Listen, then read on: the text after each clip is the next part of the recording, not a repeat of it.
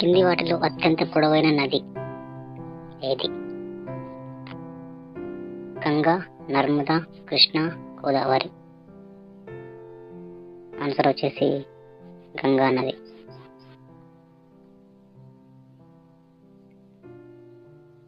Next వచ్చేసి భారతదేశంలోకి బ్రహ్మపుత్ర నది మొదట ఎక్కడ ప్రవేశిస్తుంది?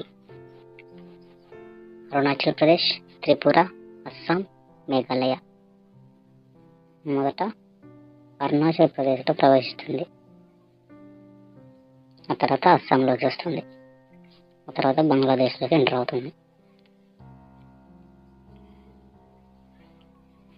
నెక్స్ట్ వచ్చేసి దక్షిణ గంగా అని ఏ నదికి పేరు? దక్షిణ గంగా అని కృష్ణ, గోదావరి, తుంగభద్ర, పెన్న.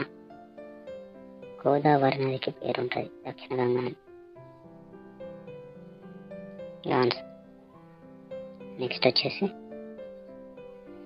ఏ నదీ సమూహం టిబెట్లో ప్రారంభ మూలాన్ని కలిగి ఉంది?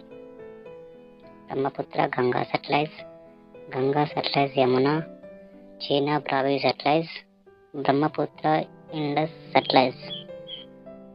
ఎందుకంటే బ్రహ్మపుత్ర ఇండస్ సట్లైజ్ అనేది ఆన్సర్ అవుతుంది.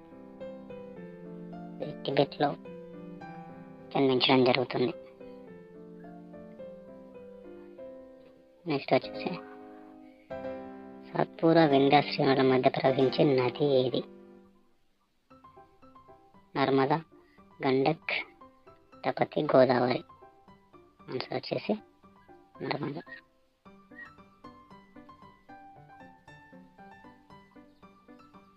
నెక్స్ట్ వచ్చేసి బంగ్లాదేశ్లో గంగా నదిని ఏమని పిలుస్తారు?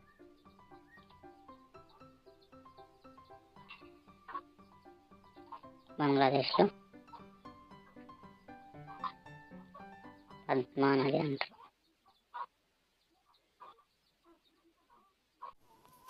Thank you.